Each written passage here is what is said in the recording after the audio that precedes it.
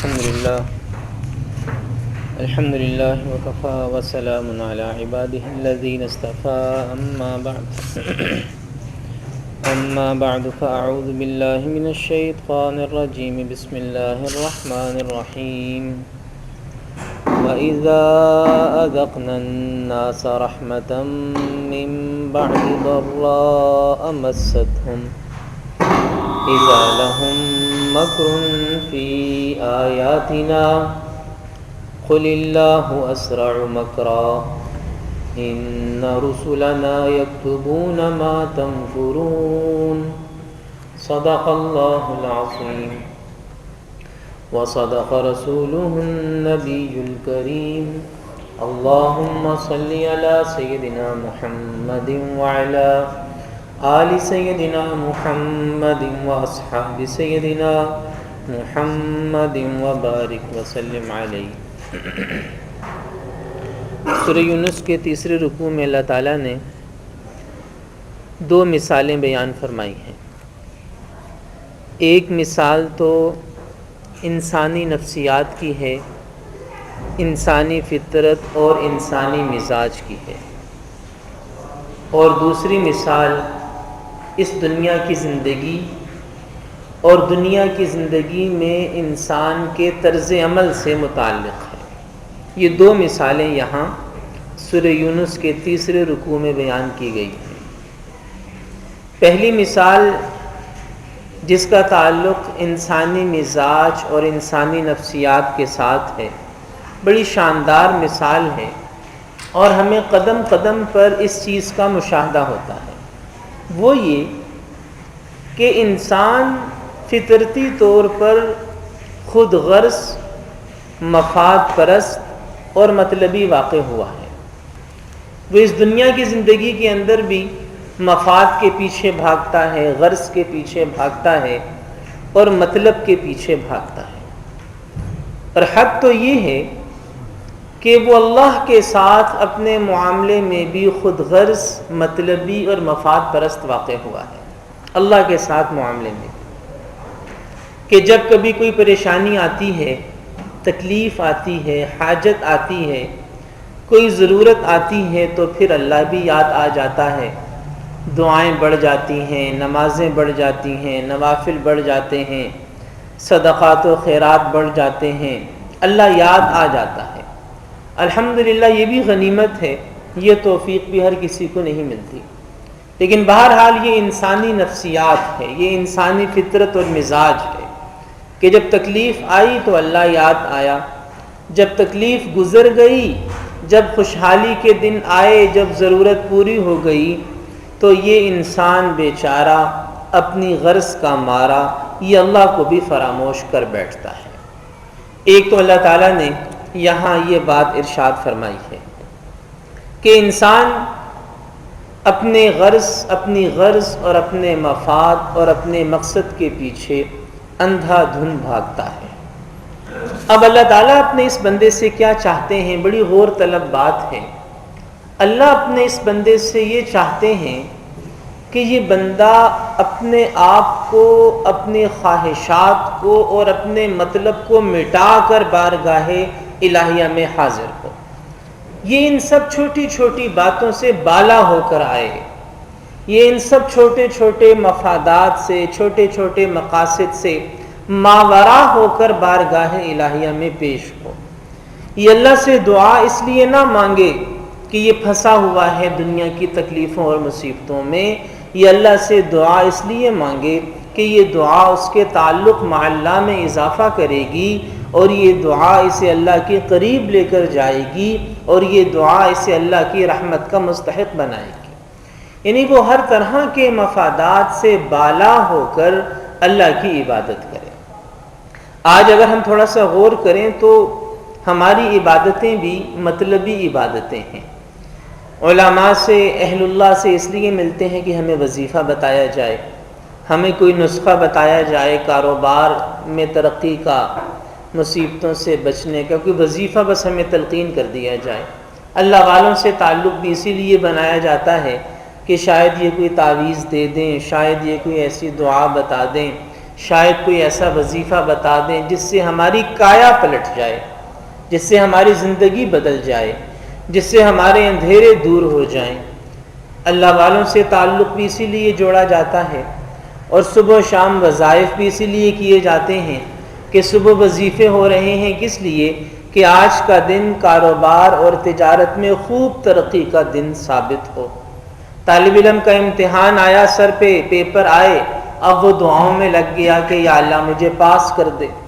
تو میرے محترم بھائی اور دوستو، اللہ تعالیٰ اپنے اس بندے سے یہ چاہتے ہیں کہ یہ تمام اپنے تمام مطلبوں سے بالا ہو کر اللہ کی بارگاہ میں حاضر ہو۔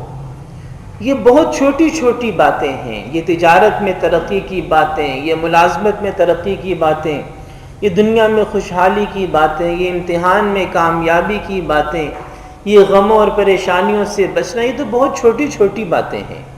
اللہ تعالیٰ اپنے اس بندے سے اونچا ذہن چاہتا ہے، اللہ اپنے اس بندے سے اونچا مقصد چاہتا ہے کہ یہ بندہ اللہ کو راضی کرنے کے جذبے سے بارگاہ الہیہ میں حاضر ہو۔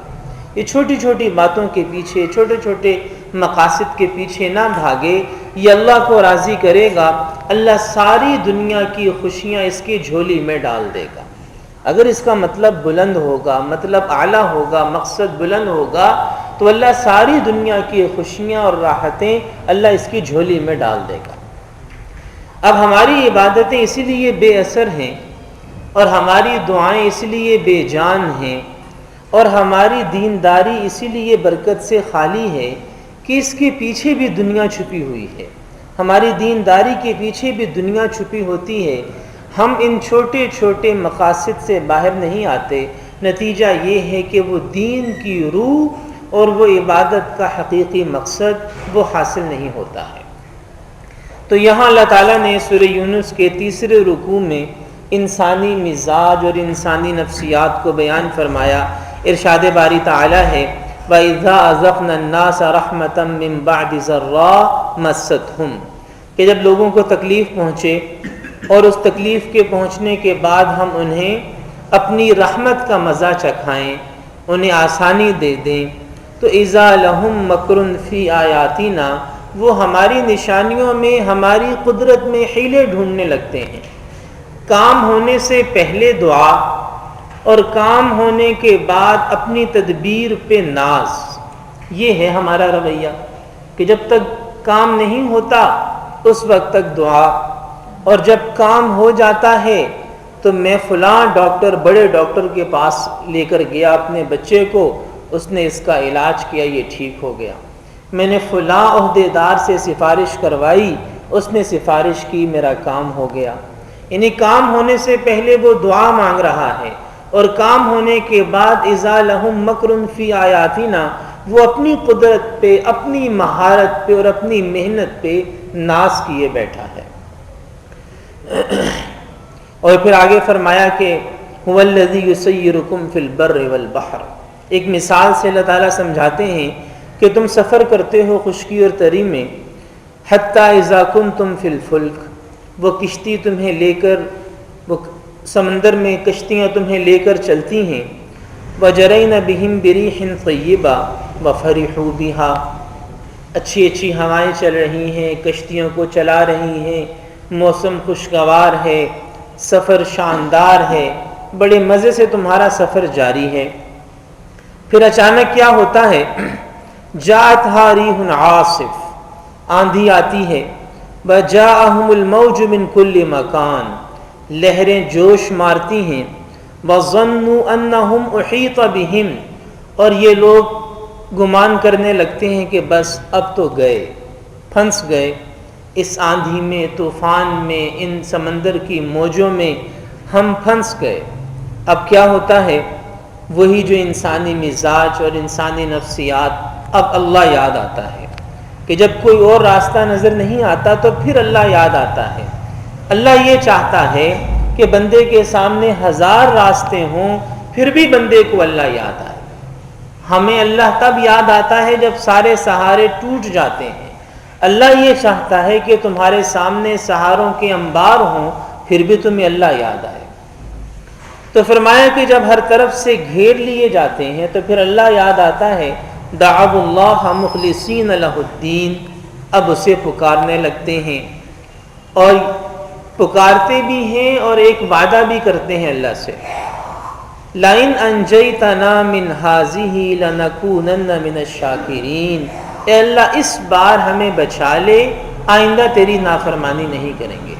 یہ وعدہ بھی کرتے ہیں، ساتھ ساتھ اللہ سے دعا بھی کرتے ہیں، پھر اللہ کی مدد آ جاتی ہے۔ فَلَمَّا أَنْجَاهُمْ، اللہ پاک بچا لیتا ہے، اور جب بچ گئے، اِذَا هُمْ يَبْغُونَ فِي الْأَرْضِ بِغَيْرِ الْحَقِّ، اسی سابقہ روش پر پھر چل پڑتے ہیں۔ اللہ پاک فرماتے ہیں، یا ایھا الناس انما بغیکم علی انفسکم، یہ جو تم سرکشی کے راستے پر چل رہے ہو، اس میں نقصان ہمارا نہیں، نقصان تمہارا ہے۔ متاع الحیات الدنیا، یہ دنیا کی کچھ دیر کی زندگی کا نفع ہے۔